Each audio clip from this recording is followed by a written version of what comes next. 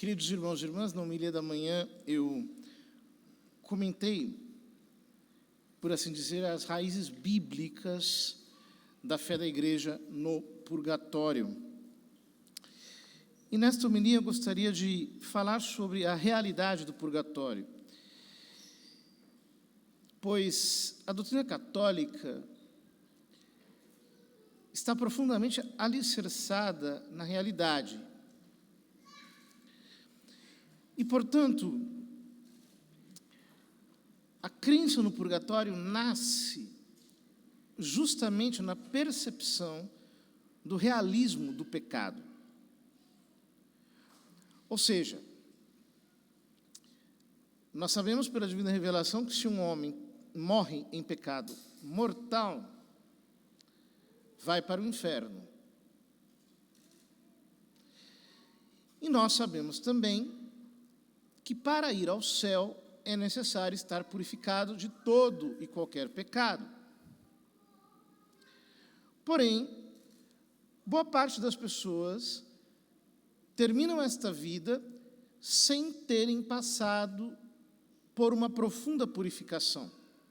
E por causa disso, elas carregam as escórias do pecado, os apegos, a deformação que o pecado causa na nossa própria estrutura psicológica. O que eu quero dizer com isso? Por exemplo, uma pessoa pode não cometer um pecado contra a castidade, mas pode estar de tal modo desordenada que o apego ao pecado permanece nela. Às vezes, por uma grande graça de Deus, ela se salva, mas morre carregando na alma essa deformidade. E o mesmo vale para os nossos rancores, o mesmo vale para o nosso apego ao dinheiro, o mesmo vale para a nossa soberba. Ou seja, a nossa luta pela santidade precisa ser uma luta pela purificação completa, ainda aqui neste mundo. Porém, esse não é um caminho fácil. A vontade de Deus era que todos nos purificássemos aqui, mas o fato é que nem todos conseguem se purificar dessas imperfeições nessa vida. E por causa disso, existe esse estado intermediário chamado purgatório. O nome purgatório é um nome criado pela teologia para descrever uma realidade que está presente nas Sagradas Escrituras, ainda aqui nas entrelinhas. E muitos santos, muitos místicos, tiveram experiências com a realidade do purgatório.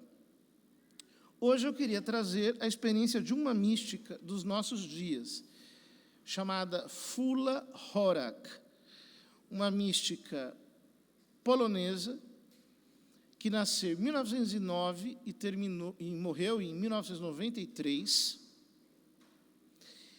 e que teve convívio com as almas do purgatório. Ela, no princípio, não acreditava em nada, era incrédula. Por uma série de fatores, ela se converteu. Nesse meio tempo, ela lutou contra o regime comunista que se tinha instalado na Polônia, foi presa, cumpriu 10 anos de cárcere.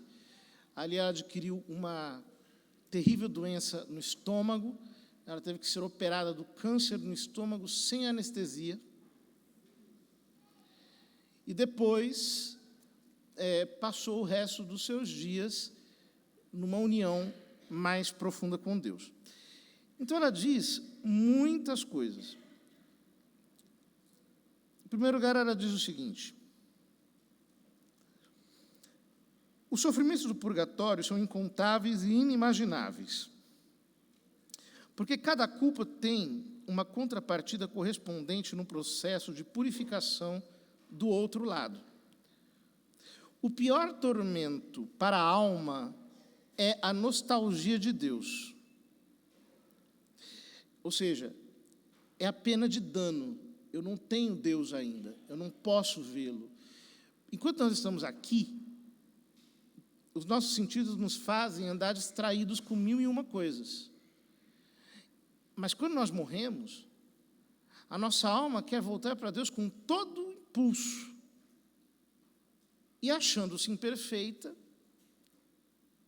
tem, portanto, que recuar. São Tomás de Aquino diz algo muito interessante a esse respeito.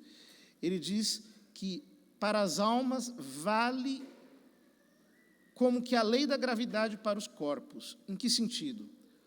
Uma alma em pecado mortal tende para o inferno. Ela cai, o seu peso e o seu lugar natural é o inferno.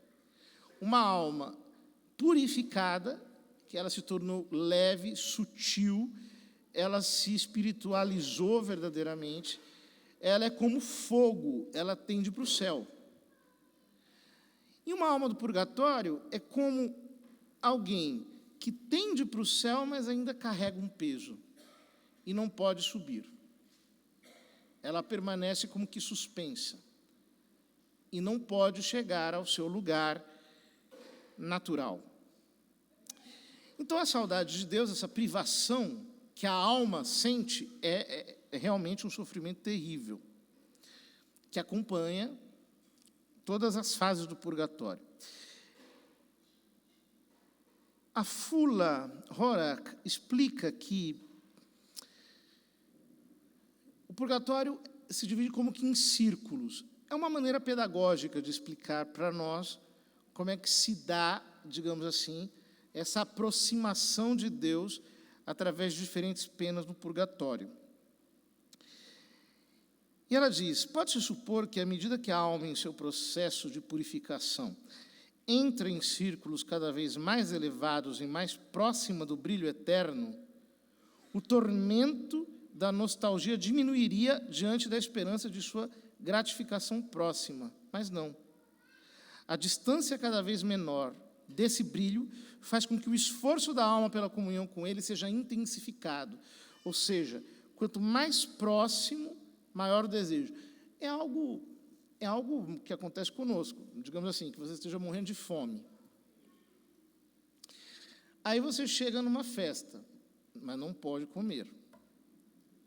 Aí começam a passar as comidas na sua frente, você não pode comer.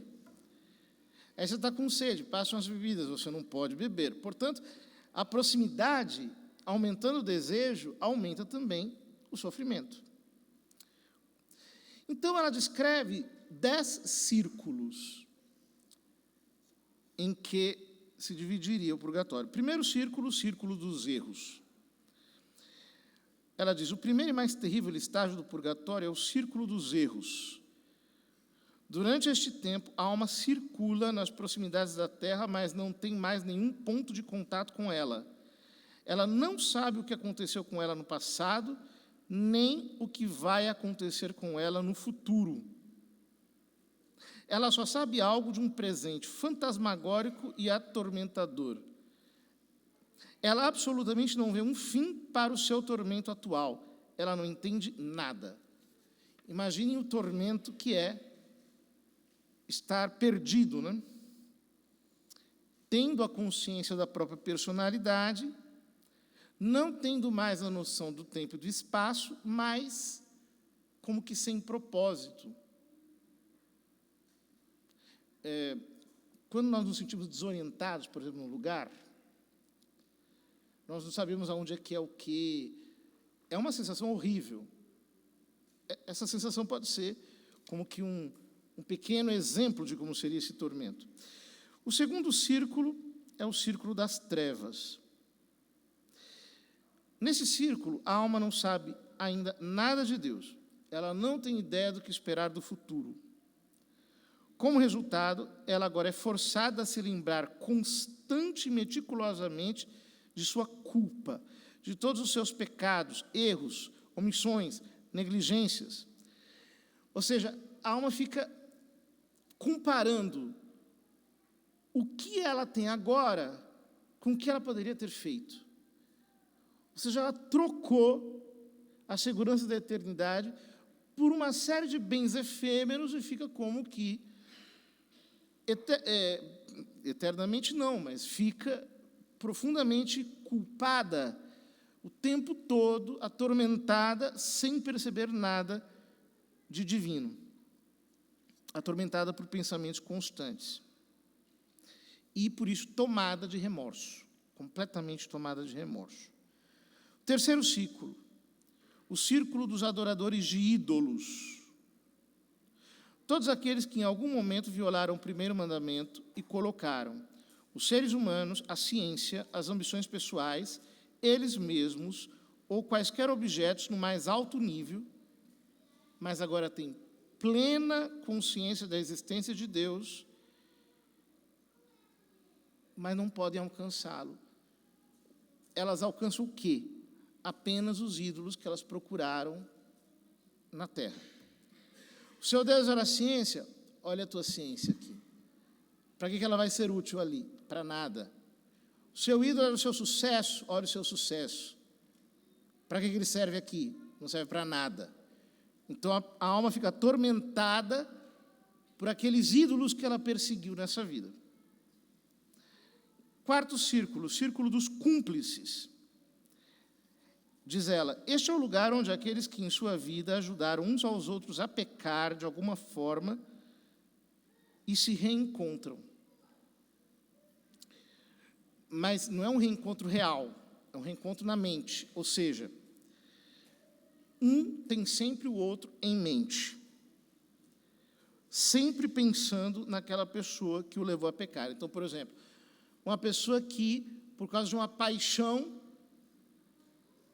traiu a sua vocação, traiu a sua entrega, pecou, abraçou o pecado, uma vida distante de Deus, agora não consegue se separar daquela lembrança, mas essa lembrança, para ela, é suja, abominável. Então, essas pessoas quereriam, diz ela, se possível, até queimar a lembrança da pessoa dentro de si, a lembrança do cúmplice, mas não conseguem, e, portanto, aquela lembrança as atormenta, porque elas foram levadas ao pecado. Quinto círculo, o círculo de reconhecimento das consequências. Ela diz que este é um estágio indescritivelmente doloroso do purgatório. Como através de uma cortina aberta, a alma pode observar a terra e até as consequências mais remotas de suas faltas e erros.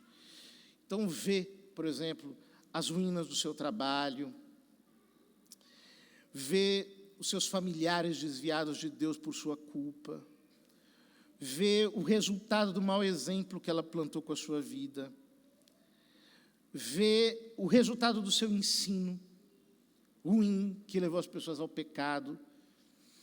Então, ela não sofre só por si mesma, ela sofre também pelos outros. E fica como que envolvida no tormento de ter feito tantos outros se desencaminharem. Sexto círculo, o círculo da solidão. Nesse círculo estão, diz ela, aqueles que, enquanto vivos, procuraram, sem pensar, muita atividade, barulho, entretenimento, e ficaram amando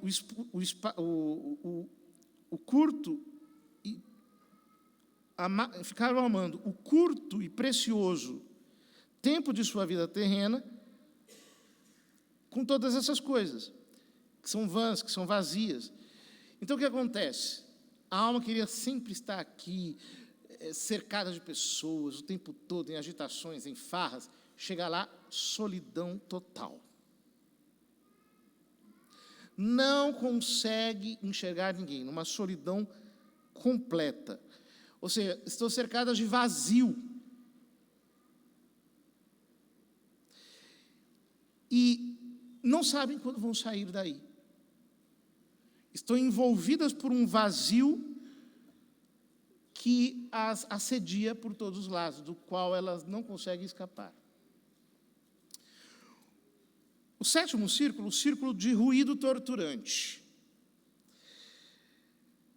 Ela diz, em contraste com o círculo da solidão, aqui estão as almas daqueles que durante a vida sempre evitaram as pessoas, ou mesmo as desprezaram e que nunca compartilharam nada com os outros. Aqueles que prejudicaram a si mesmos e aos outros, sempre buscando a solidão e prestando atenção apenas às suas próprias experiências e sentimentos. Aqueles que ficaram longe da igreja para evitar a superlotação. Aqueles que foram mesquinhos e se retiravam para não compartilhar com os outros e não se gastarem com eles. Aquelas pessoas que dizem, não, eu vou ficar em casa, não quero saber de ninguém, não quero saber dos outros. Isso me cansa, não quero ajudar, não quero fazer nada, eu quero ficar na minha poltrona. O círculo, lá, no purgatório, o círculo da agitação. Ou seja, vão ficar o tempo todo sendo perturbadas, não tem canto tranquilo, não tem solidão. Por toda parte, multidões e multidões de almas anseiam por descanso, enquanto, ao mesmo tempo, roubam o descanso umas das outras. Imagine isso. Aquela multidão junto que não se separa, um perturbando o outro e não conseguem estar sozinhos, porque quiseram ficar muito sozinhos aqui nessa terra. Uma coisa terrível. 8º lugar, o círculo do desejo.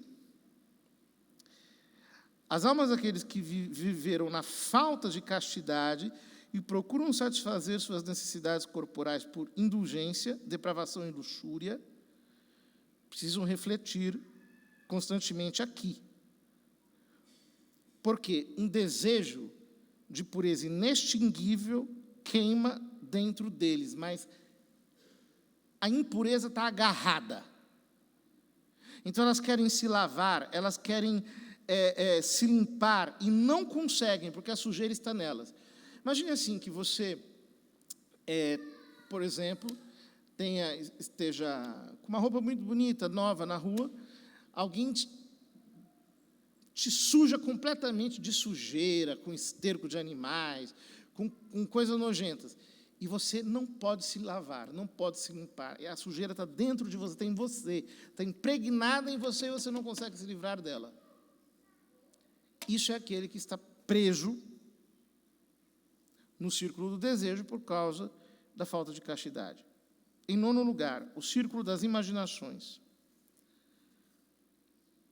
Ela diz, este círculo contém as almas de pessoas que viveram suas vidas com desejos e imaginações, que constantemente, em busca de novas impressões e experiências, se escondiam atrás de falsas poses e se gabavam de infortúnios inventados, viviam apenas no que tinham pensado e no que achavam melhor para eles.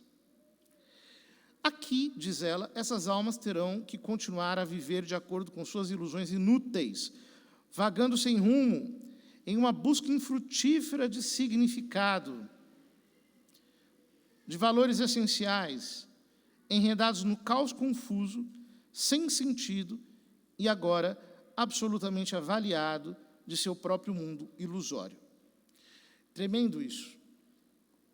Porque a maior parte das pessoas vive assim, vive numa espécie de filminho interior, em que ali elas vencem todas as brigas, elas sempre estão certas, elas sempre são perfeitas, elas sempre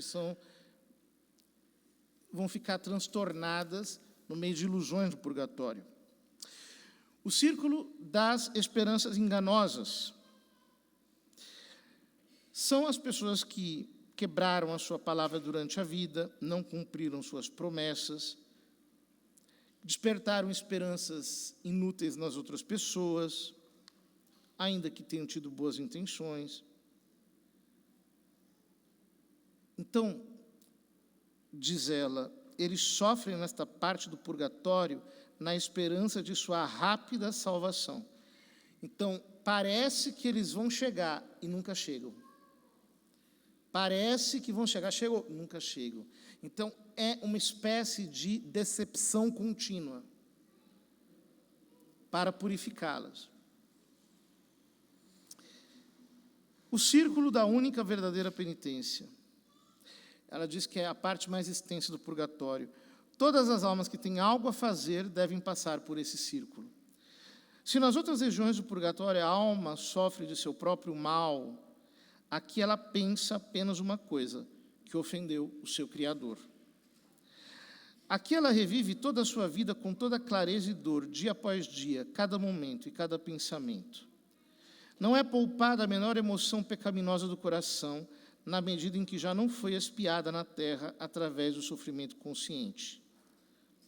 A alma agora vê claramente os momentos em que poderia ter se desviado de seu caminho errado. Reconhece as luzes com as quais Deus quis alertá-la para a miséria de seu curso. Ela percebe que com seu livre-arbítrio escolheu coisas que ofendem a Deus e estão longe dele. Muitas vezes, com um pouco de esforço e reflexão, ela poderia ter feito o que teria mudado as coisas e trazido glória a Deus. É um sofrimento terrível, porque, imaginem, as pessoas terem clara consciência das graças que elas desperdiçaram, das pregações, dos conselhos nas confissões, das direções espirituais, daquilo que leram, aquilo tudo gritando dentro delas. Você preferiu ofender a Deus, você preferiu se afastar de Deus, e é por isso que você está aqui. Sua dor é tanto maior quanto mais sensível e talentosa é a pessoa. Quanto mais próximo o seu contato com Deus poderia ter sido, e mais fácil ela poderia ter entendido. É interessante, né? Quer dizer, quando a pessoa é mais sensível, ela vai sofrer mais aqui. Porque muitas vezes os artistas, as pessoas que são mais sensíveis, elas desprezam as graças para poderem fruir de uma satisfação estética. O último círculo, o círculo neutro, que é um círculo em que não se sofre, a alma apenas espera. Não sabe quanto tempo vai esperar, mas está ali à espera. Então, ali tem sacerdotes que celebraram a missa com pouco fervor. Aqueles que, um dia, diz ela, fizeram fortuna durante a vida com as lágrimas e os erros dos outros. Escritores que não foram cuidadosos com o que escreviam para a maior glória de Deus. E aqui permanecem até a sua maturidade espiritual, a fim de poderem ir para o céu. Diz a Fula Horak: alguns creem que uma pessoa pode entrar no reino dos céus imediatamente após a morte, desde que tenha feito uma confissão honesta primeiro. Você está errado. O purgatório não é apenas um lugar de purificação, mas também de amadurecimento para todos os que durante a vida negligenciaram ou ignoraram suas luzes interiores e, portanto, não desenvolveram suficientemente o seu espírito. Ou seja, ao calcular no além não apenas o que a pessoa fez de bom ou ruim em sua vida, é tomado como base, mas também é considerado se ela esgotou todas as possibilidades de fazer o bem. O que falta para o pleno cumprimento da vontade de Deus. O que excede o grau máximo de tolerância divina baseado na fraqueza do corpo, o qual a alma deve compensar ou trabalhar no purgatório através do tormento. Ou seja, aonde eu não cheguei deveria ter chegado. O que eu deveria ter feito e não fiz. O quanto eu deveria ter sido espiritual e não fui. Fiquei apegado à minha vontade, apegado às coisas exteriores. Diz ela: poucas almas evitam o purgatório, embora todos pudessem fazê-lo, se as pessoas apenas quisessem estar cientes do seguinte: todo pecado, mesmo o menor, deve ser conscientemente expiado, aqui ou lá. A disposição de aceitar o sofrimento mental ou físico em vida, a humildade e a submissão confiante à vontade de Deus, são as formas mais toleráveis de penitência por todas as ofensas à sua lei e a maneira mais fácil de alcançar a felicidade após a morte. Vejam quanto vale o sofrimento, né? Por isso que Deus permite. Quanto vale o sofrimento? Ela diz: você pode comparar o processo com uma escala decimal. Se alguém quiser expiar uma dívida em sua vida, pode colocar com segurança pesos menores na balança deste lado, do outro serão de 100 quilos. Ou seja, o sofrimento aqui vale mais. Tudo que a gente padece aqui vale muito mais. Então nós não podemos desprezar o sofrimento. E ficar dizendo, ai, por que Deus me dá isso? Por que Deus permite isso? Como se eu fosse um merecedor de um paraíso na terra. Não sou, eu sou um pecador. Diz ela, quão maravilhosamente grande e poderoso é o poder do sofrimento aceito e oferecido a Deus. Então ela diz que a mais misericordiosa, amorosa e poderosa intercessora das almas do purgatório é a Santíssima Virgem Maria. Há um dia maravilhoso do ano em que todos os tormentos do purgatório são suspensos por 24 horas. É o dia de finados. Neste dia, em todas as inúmeras regiões, em todos os níveis e camadas deste vasto abismo de tormento, há quietude festiva e paz festiva. As almas descansam. Claro, porque a igreja está rezando, são missas e mais missas. Imaginem que o único dia no ano, além do Natal, em que o sacerdote pode celebrar 3 missas, inclusive sozinho, sem povo, é o dia de hoje. Então, em lugares em que tem muitos padres, a tradição é um padre rezar uma missa colada na outra, 3 missas em seguida. Justamente porque em benefício das almas do purgatório. Olha o que ela diz aqui. No dia de finados, os espíritos são particularmente comuns e poderosos no mundo. Aqueles que são capazes de dar total atenção a este outro mundo sobrenatural sentirão algo. Ou seja, essa comunhão dos santos traz para nós algo da parte de Deus. Ela diz, nós devemos oferecer as nossas orações, sobretudo a Santa Missa, mas as nossas dores físicas também podem ser suportadas pelas almas do purgatório. Ela conta um caso de uma pessoa que se sacrificava pelas almas do purgatório, e quando chegava o dia de finados, ela sempre caía doente e era curada à meia-noite, para mostrar como esse sofrimento é aceito por Deus. Eu sei que por esses pequenos e breves sofrimentos que os vivos suportam para socorrer as almas penitentes, Deus muitas vezes perdoa longas e severas penas para os mortos, porque o nosso sofrimento vale mais do que o sofrimento deles lá. Então, quando eu ofereço um sofrimento meu aqui, eu estou fazendo um benefício imenso para eles lá.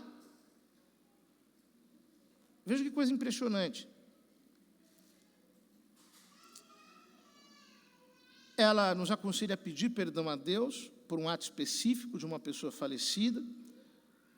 Por exemplo, pedir perdão pelo endividamento de um avarento, pedir perdão pela falta de caridade por alguém que não